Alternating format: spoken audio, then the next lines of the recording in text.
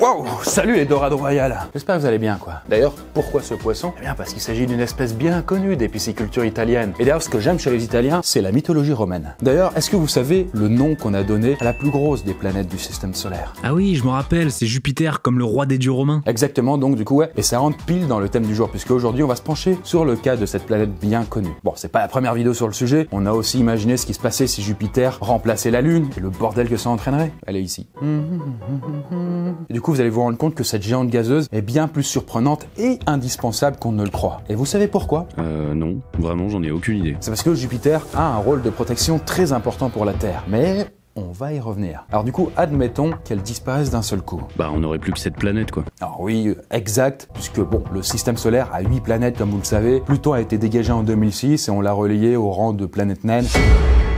C'est pas très sympa.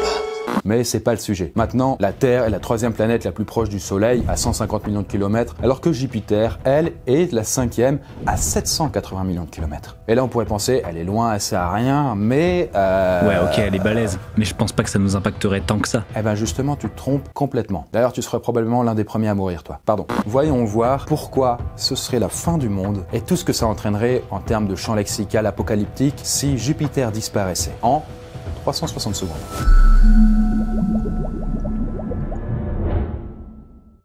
D'abord, il faut comprendre le rôle de Jupiter. Elle est la première des planètes du système solaire à s'être formée il y a plus de 4 milliards d'années. Pour résumer, je suis vieille.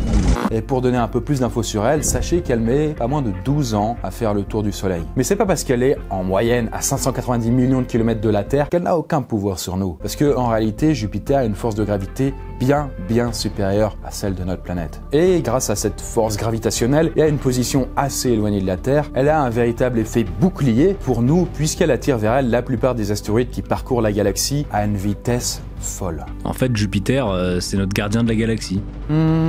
Je s'appelle Groot. Ah, c'est un petit peu ça, ouais. En fait, elle agit comme une sorte d'aimant, mais un très gros aimant puisqu'elle fait près de 140 000 km de diamètre. Voilà, là vous voyez Jupiter, là vous voyez la Terre, c'est tout petit. Et oui, puisque les roches qui arrivent à toute berzingue du côté de Neptune, Uranus et Saturne, donc les bordures du système solaire, ne vont pas continuer leur chemin vers la Terre, puisque au contraire, ils vont être attirés et finir dans les anneaux de Jupiter. Et d'ailleurs, grâce à ça, il faut savoir que ces anneaux s'épaississent en permanence en raison des collisions des comètes alentours. Ouais, du coup, vaut mieux que ces roches orbitent autour de cette géante gazeuse plutôt que de les voir, je sais pas, par exemple, foncer vers nous. Attends, mais notre atmosphère est assez robuste pour nous protéger des astéroïdes quand même. Non.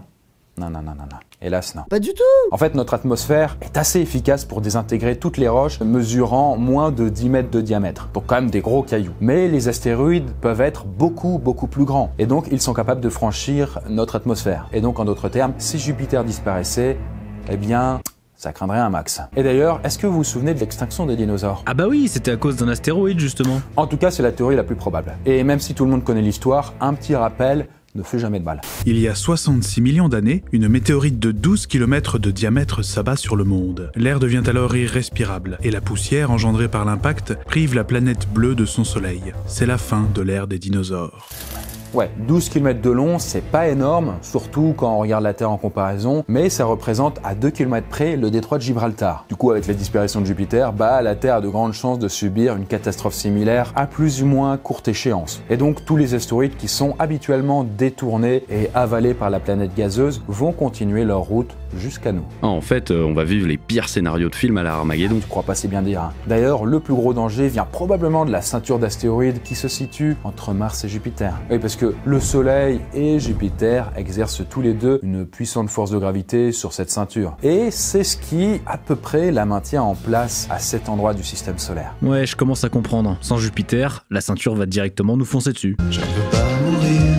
Alors en tout cas, sans Jupiter, cette ceinture va être pas mal déstabilisée. Et donc du coup, nous, tous ces astéroïdes, on serait carrément sur leur route. Et c'est pas une très bonne nouvelle. Et en plus, les roches de cette ceinture d'astéroïdes peuvent mesurer jusqu'à 100 km de diamètre. Ce qui est un peu gros, quoi. Et quand on sait qu'un astéroïde d'1 km de diamètre suffit à créer un cataclysme régional, ça peut réduire à néant plusieurs villes d'un seul coup, alors qu'une météorite de 10 km de diamètre a carrément la possibilité, de créer une extinction de masse, comme avec les dinos. Et vous voyez un peu l'idée. Du coup, sans Jupiter, vous risquez de voir tomber sur la Terre une comète assez grosse pour rayer toute vie du globe. Eh, on pourrait tirer sur les astéroïdes pour les détruire. Tu sais, comme les Américains quand ils tirent sur des tornades.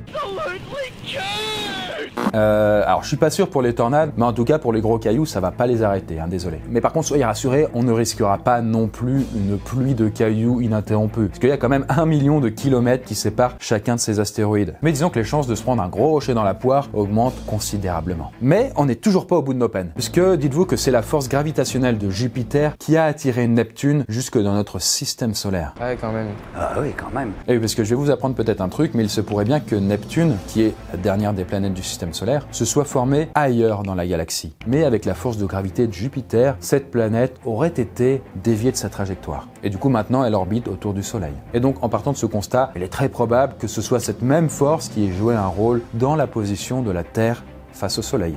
Du coup, si Jupiter se casse, la Terre risque de se rapprocher du Soleil, j'ai bon? Bah, un peu quand même, un petit peu, hein, voilà. Du coup, ça peut avoir des conséquences assez dramatiques pour nous. Par exemple, l'augmentation de la température moyenne de la Terre, un nouveau climat, la fonte des glaces, la disparition de certaines espèces et j'en passe. Bon, j'ai mon parapluie, mon kawaii, je suis prêt à affronter tout ça. Ouais, après, on ne serait pas non plus les seuls à vivre le deuil de la perte de Jupiter, parce que ce ne sont pas moins de 69 lunes jupitériennes qui se retrouvent sans domicile fixe. Du coup, bah, Ganymède, Europe ou encore Io risquent de totalement partir à l'aventure. Ces lunes peuvent bien sûr se tourner vers la voisine de Jupiter, Saturne, se trouvant à moins de 540 millions de kilomètres de Jupiter. Mais comme le Soleil a une force gravitationnelle 27 fois plus forte que celle de Saturne, bah il y a quand même de grandes chances de voir ces lunes se faire attirer par notre étoile. Et donc peut-être être, je vous donne en mille, sur la trajectoire de la Terre. Le sort réservé aux lunes de Jupiter dépend tout de même de plusieurs paramètres, notamment de l'emplacement de chacun des astres au moment de la disparition de la planète. Mais si certaines sont réellement attirées par le Soleil, alors il y a une possibilité de collision avec la Terre qui se trouve sur leur chemin. Ouais, du coup vous voyez bien qu'on risque gros. Que ce soit un astéroïde ou une lune, il y a une grande probabilité de voir la Terre disparaître à son tour si elle se fait percuter par des objets stellaires aussi massifs. Du coup, au final, que peut-on tirer de tout ça? Bah que si Jupiter disparaît, on est dans la merde, mec! Ce serait la grosse cata pour nous, dans la mesure où on risquerait de finir comme les dinosaures. Que ce soit à cause d'un météore ou d'un satellite jupitérien. Il y a bien en tout cas un moment où on ne pourra plus réchapper à une collision. Mais si jamais on s'en sortait, par miracle, si aucune roche ne venait nous percuter pendant des milliers et des milliers d'années, est-ce que cela pourrait peut-être nous permettre de terraformer une des lunes qui se sont rapprochées de nous? Ah bien voilà la Postsky, j'espère que ça vous a plu et sur ce je vous dis bien sûr à... Attends Chris, pourquoi tu parles de terraformer? Mais si écoute, tu sais par exemple Europe c'est l'une des lunes de Jupiter et elle est couverte de glace. Bah du coup si elle se rapprochait du soleil, cette glace pourrait se mettre à fondre et donc on pourrait peut-être la visiter. Encore plus sympa que de terraformer Mars en fait. Voilà exactement, voilà il n'y a plus qu'à aller prévenir j'imagine Elon Musk de notre idée et puis toucher des royalties sur la future colonie européenne. Alors je me permets d'intervenir, hein, mais Elon Musk t'a déjà laissé en vue tous tes messages, hein, donc arrête d'insister.